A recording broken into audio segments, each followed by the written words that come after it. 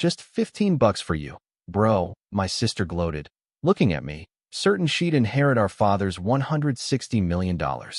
I calmly watched as the lawyer turned the page. Her entire face went pale when.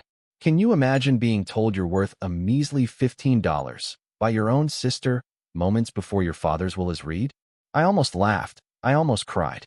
But then, something shifted, and my dead dad, the man who barely acknowledged me, dropped a bombshell that ripped our family apart and somehow put me back together. My name's Sean, I'm 31, and yeah, I drive a delivery truck. Early mornings, long routes, too much coffee. It's a simple life. I keep my head down, pay my bills, fix what I can. For our family, that's always been my role. The quiet one, the dependable one, the extra set of hands that just shows up. My sister, Naomi, she's the exact opposite. Shiny, built for big rooms, like my dad used to say. Designer heels, perfect hair, a voice that could fill a stadium. She got the best schools, the best opportunities, and always the best excuses when she messed up. If I did something good, it was nice. If she did something normal, it was confetti. My dad, Thomas Keene, built a logistics company from nothing. One truck, then warehouses on both coasts, big-name contracts. The papers called him a self-made titan. When people asked what I did, and I said deliveries, they'd raise an eyebrow like I was telling a bad joke. But the truth is, I spent years running his forgotten routes. Nights, storms, the stuff that had to get there because a promise was attached. He'd pat my shoulder and say, "Good man." Then he'd walk Naomi through a boardroom like she was the crown jewel. Dad died in April. Heart attack. We buried him on a Thursday. By Monday, I was sitting in a law office. It smelled like old books and lemon polish. The conference table was long, dark. Naomi was in black, custom fit. Mom kept dabbing her eyes, checking her phone. The lawyers, stiff suits, heavy folders. Everyone in that room knew we weren't talking about pocket change. Dad's company was worth, what, $160 million? I just sat there, hands in my lap, remembering the way Dad's knuckles would go white on the steering wheel when he hit black ice. Naomi leaned in, not even looking at me, just whispered out of the side of her mouth. "You get $15, bro?" She smirked, tapping her red nail against a glossy folder. "I get the rest." I didn't answer. I just watched Mr. Lawson, the senior partner, clear his throat like a judge. Everyone settled in. Chairs creaked. Pens clicked. Lemon polish, paper dust. He started with the usual: full name, date, last will, and testament. I stared at the edge of the table, counting the tiny dents someone had made with a ring. "You get $15, Naomi repeated, louder this time. A joke she wanted the room to hear. "Because you're the sentimental one, right? Buy yourself a burger." I still said nothing. The lawyer turned a page. He paused. Something in his eyes shifted. Naomi crossed her legs, a smug smile plastered on her face. I watched that smile hold, then wobble, then completely drain as Lawson said, "And there is the second section. A codicil executed 3 weeks before Mr. Keene's death." Her face lost color so fast, it looked like someone had dimmed a light. I didn't move, didn't blink. I just waited for him to read the next page. And that's where everything started to break open. I wasn't always the quiet guy. I learned it. Dad taught me that being useful was safer than being visible. He'd call at 4:50 a.m., Route 9 fell through. "Can you take it?" I'd grab my keys, shove a granola bar in my pocket, and go. Naomi needed a last-minute drive to a fundraiser. I went. Mom wanted the guest room painted before her book club. "Sean's good with a brush," she'd tell people, like I was a tool she kept in the garage. Money ran through our house like a set of rules. Dad had plenty, but the faucets were labeled. Naomi's faucet? Always on. Ski trips, internships to learn leadership, an apartment with a doorman while she built experience. Mine? A trickle, always with a speech attached. "A man should stand on his own feet," Dad would say. He'd forget the times I covered payroll when a small client paid late. He'd forget the night my car died 3 hours from home and I slept in it because I didn't want to call him. But he never forgot to talk about pride. Naomi learned early that her mistakes made good stories. Crashed a brand new car at 19? A lesson, Dad said. I cracked a taillight at 25 and paid for it twice. Once with cash. Once with a month of "Are you focused?" speeches. Naomi bounced checks. I absorbed the fees until she stabilized. Naomi never stabilized. The rules just bent. I was Dad's shadow on the ground. The hush-hush deliveries. The clients who needed a face at midnight. He'd give Naomi the stage, the PowerPoints, the fancy lunches, the Instagram photos where she looked like the face of the brand. He'd give me the locked gates and notes that said, "Use the second dock. No questions." I told myself it was trust, that I was the one he called when it mattered. Then he got sick. Quiet at first, then not. Our house turned into a spreadsheet. Naomi started saying things like, "We need to protect the brand," while emailing florists for a fundraiser. I started doing pharmacy runs, sitting through appointments where doctors said long words, and Dad pretended not to be scared. At night, I'd park the van, sit in the dark, engine off, just listening. The engine pinged like cooling metal. My head felt empty, the way it only feels after a 14-hour day. One Thursday, Dad sat with me in the garage. "You were always steady," he said. He stared at the floor drain like it held a secret. "I didn't make it easy on you." I didn't say anything.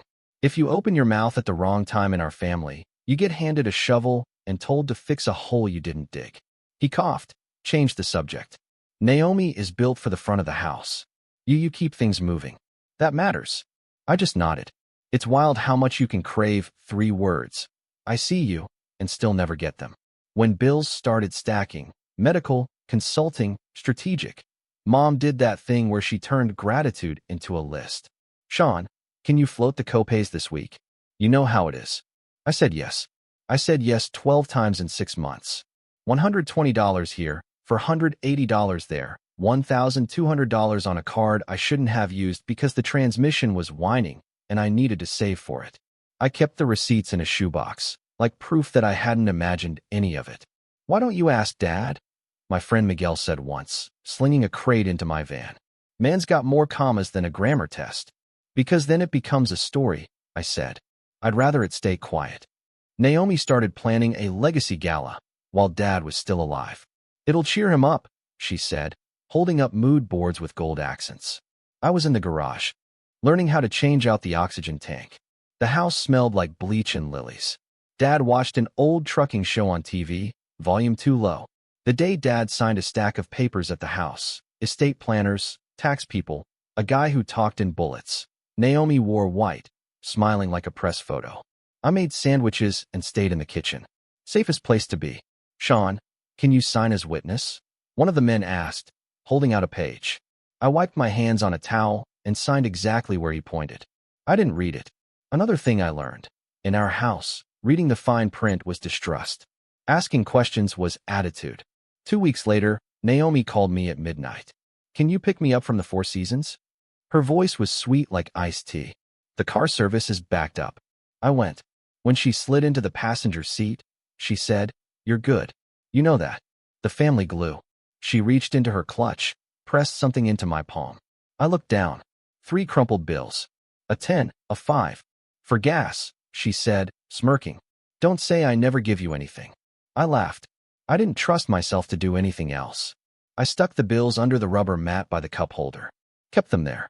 A little joke between me and the part of me that still expected someone to notice. When Dad died, the house filled with flowers and opinions. Mom cried in soft loops. Naomi took calls on the back porch, saying things like optics and controlling the narrative. I wrote thank you notes and kept the coffee hot. The day before the will reading, Mom sat across from me at the kitchen table.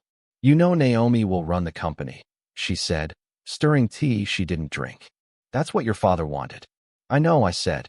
"You're a good son," she added, like a tip. "Naomi needs you."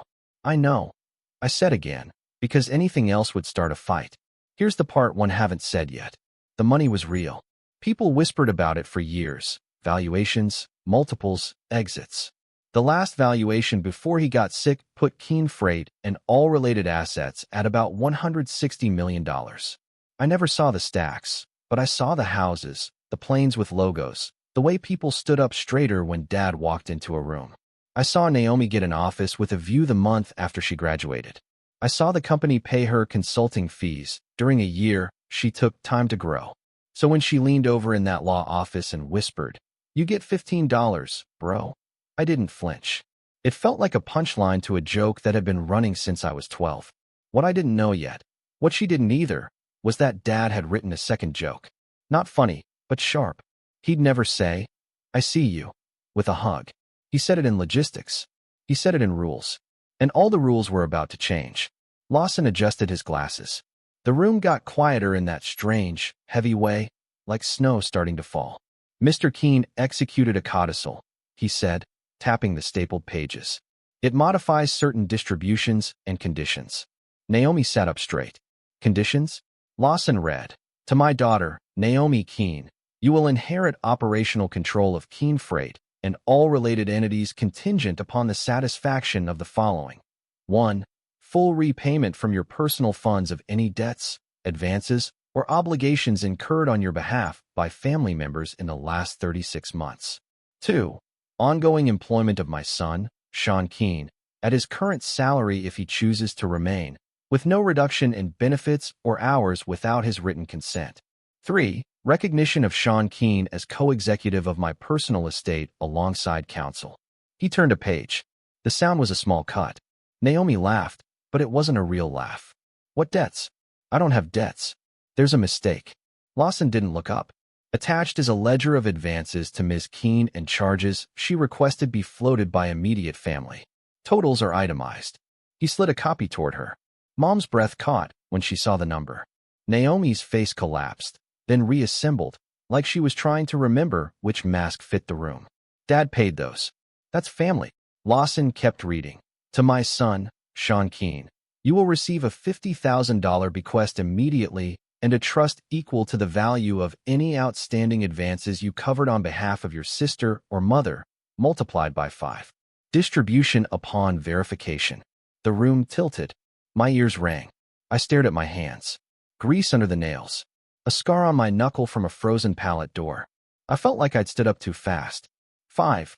Naomi's voice was sharp. This is insane. He was never going to. There is also a note, Lawson said gently. He read it, but he didn't have to. I knew the cadence. Sean, he read, you never asked for anything. I gave you too little and too late. This is not about punishment. It is about settling accounts. I built a company keeping promises on paper. Consider this my last delivery. I didn't move. I couldn't. Mom stared at the table. Naomi scrambled for a target. Her eyes landed on me. You did this, she hissed. You got in his ear. You made him write this. I signed as a witness, I said. That's it. You knew, she snapped. You let me plan everything. You let me. She gestured at her black dress like the fabric itself had betrayed her. I opened my mouth, closed it, then forced out the only sentence that mattered. Naomi, I floated 12 copays, your tax bill last spring, and a credit card minimum because you said your liquidity was tied up. The amounts are in my shoebox. If Dad multiplied it by 5, that's not on me. She slammed her hand on the table. You're a driver. Yeah, I said. And I drove. Mom finally spoke, her voice thin. We will challenge this. Lawson folded his hands. The no contest clause is very clear. Naomi stood so fast her chair scraped. I'm not repaying anything. I won't. I built that brand with him. I earned. No, I said quietly. Everyone looked at me. It surprised even me that I had a voice left. You didn't build it. Dad did. I helped. You took the photos. Silence. Thick. Heavy. Naomi leaned across the table. You think this makes you equal? I shook my head. No. This makes me done. What does that mean? Mom asked, alarm creeping in. It means I'm not your spare card anymore, I said. No more midnight pickups. No more last-minute favors that cost me rent. No more being the mopping crew after your mess. I'll do my job. I'll finish my routes. I'll handle my part of the estate. But I'm not the glue. Naomi sneered. You can't walk from family. I took a breath. Felt it land. This isn't about revenge, I said. This is about closure. Lawson cleared his throat softly, like punctuation. Shall we continue? He did. He read the rest. Most of it was numbers and boring words that mean power. Naomi stopped listening halfway through, thumb flying across her phone. Mom stared at her hands like they belonged to someone else. When it ended, everyone waited for me to do something. Apologize. Maybe offer to be reasonable. Make it easy for the room. I didn't. I stood, tucked my chair in, nodded to Lawson. Thank you. Naomi's voice chased me to the door. It was $15, she said, desperate now. You know that was a joke. I know, I said, hand on the knob. I kept it. What? The $15. It's under my cup holder. I see it every day. Her face went still. For a second, I saw the kid she used to be. Then it was gone. I walked out. The carpet in the hall was thick. My boots sank into it, made no sound at all. The phone started ringing before I cleared the parking garage. I watched the screen light up with Mom and Naomi and private number, and I turned the volume down. By the time I got home, there were 32 missed calls and 14 voicemails. By morning, 87 missed calls total and 41 text messages. Miguel's text came first. You good? Asterisk, yeah. You look like someone who just swallowed a battery. Asterisk, asterisk, I'll explain later. Coffee at 6 o'clock. Bring the battery. Asterisk at work. I kept to my route. I lifted. I scanned. I smiled at reception desks. It felt safe, the way repetition always does. When I parked behind a bakery at 7:10 a.m., the owner handed me a paper bag with 2 warm rolls. For the road, she said, like she knew something had shifted and I needed carbs to cross it. At lunch, I finally played the voicemails. Mom went first. She cried, accused, negotiated with ghosts. Sean, we're family. Your sister is devastated. Think of your father. The second was Naomi, her voice flat with anger. You think you're clever? You think this will make people take you seriously? You drive boxes, Sean. The third was quieter, almost a whisper. Please call me. We can make a plan. They wanted me to come over that night. I didn't. I went to the gym, did slow, ugly work under a bar. Then I went home and wrote down numbers. I transferred the dates and amounts from my shoebox into a clean notebook. Copays, the tax infusion, the temporary 2 a.m. loan after the gala. $5,820 total. 5 times that would be $29,100, plus the $50,000 bequest. It wasn't $160 million, the number everyone liked to whisper about, but it was the first time in my life a ledger tilted toward me. The next day, HR called. Not from my company, from Keen Freight. We see you're listed as co-executive, a woman said, her tone polite and tight. We'll need signatures to access certain accounts. I'll meet with counsel, I said. I'm not signing anything today. At 3 p.m., Naomi called from the company number. I let it go to voicemail. She called again. I picked up on the third ring because I was tired of hearing the phone vibrate. What do you want? I said, standing in the shade beside my van. You need to come in, she said. No, hello. There's a board call at 4. I'm on a route. Sean, she snapped. This is bigger than your little errands. I looked at the stacked boxes, each one with a name attached. That's what you never got, I said. These aren't errands. These are promises. She exhaled like I'd said something dirty. Whatever. We're not repaying you. It's offensive. It's arithmetic, I said. She hung up. 2 minutes later, a text. Asterisk will cut you a check for what you fronted. Not a penny more. Asterisk it's not up to you. I typed, then erased it. I put the phone down. Finished the route. That night, Miguel sat on my couch with a beer, watching me stare at a blank TV. So, he said finally, your dad left you a calculator. I multiplied 1, I said. And a boundary. He raised the bottle to boundaries. I clinked it. We sat in silence. It wasn't awkward. It was full. Naomi didn't show up at my apartment, but Mom did. Day 3, 8:15 p.m. She wore that perfume that always lingers, even after she leaves, like a last word. She stood in my doorway, looking small. I moved the chain, let her in. I didn't know, she said immediately. About the codicil. I swear. I believe you, I said.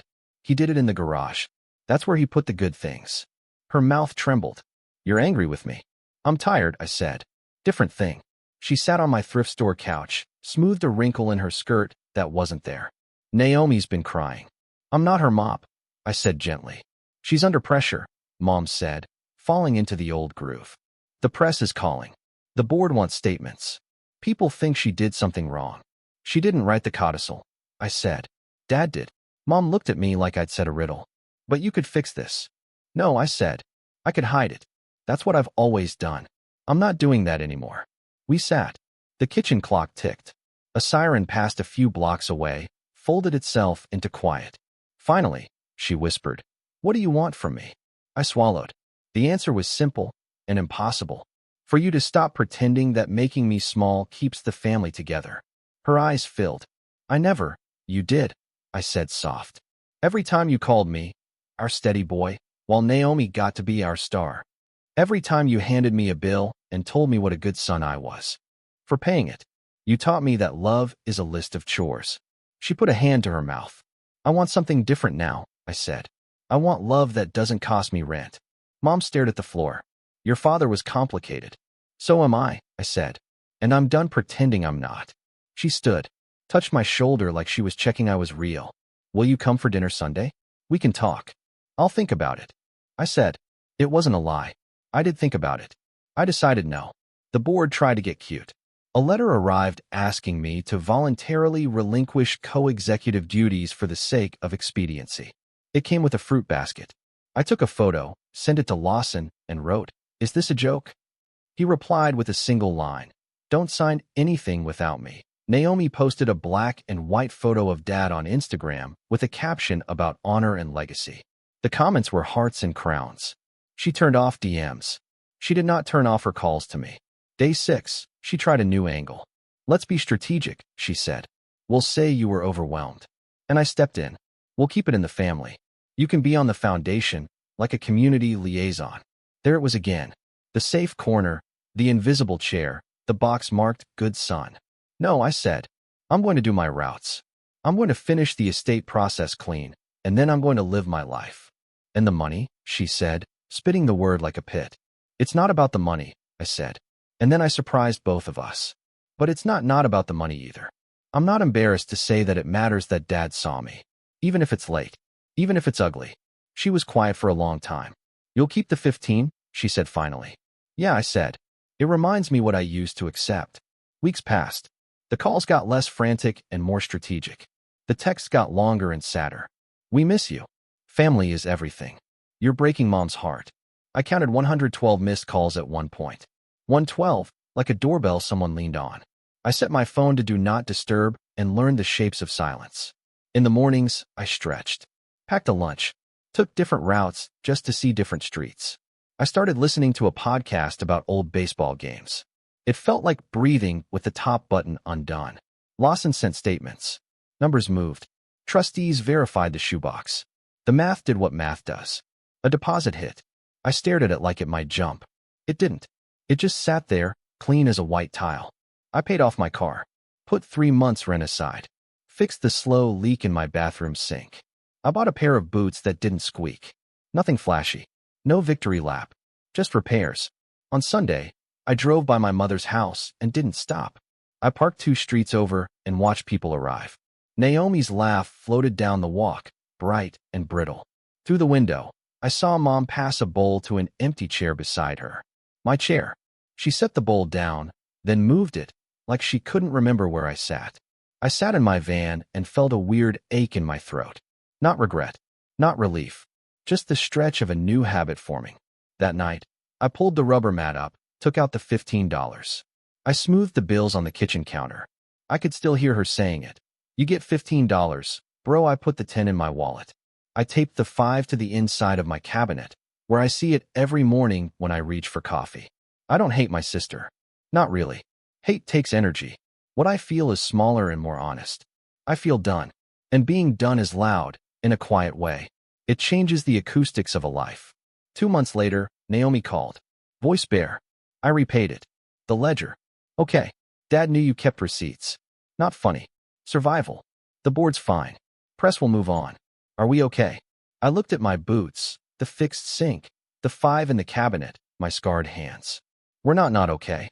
Just not what we were. Come to the foundation event. It'd look good. No thanks. Right. Do the job well, I said. Try mornings. She gave a small, real laugh. I hate mornings. Me too. I walked without headphones. Streetlights. A sky that didn't care. A kid wobbled on a bike. His dad jogged behind. No one fell. An unknown number buzzed. I let it go. At home, I looked at the 5. The old Sean would have called back, cleaned up. I'm not him. This isn't revenge. It's boundaries, not bills. I still drive and lift, but I add small things. Park hoops. Dinners. A dumb savings chart. Maybe I'll leave one day. For now, I like finishing routes. Steady for me. No gala finale. Just fixes. Clear now. The 5 where I see it. Dad kept promises on paper. At the end, he kept one to me.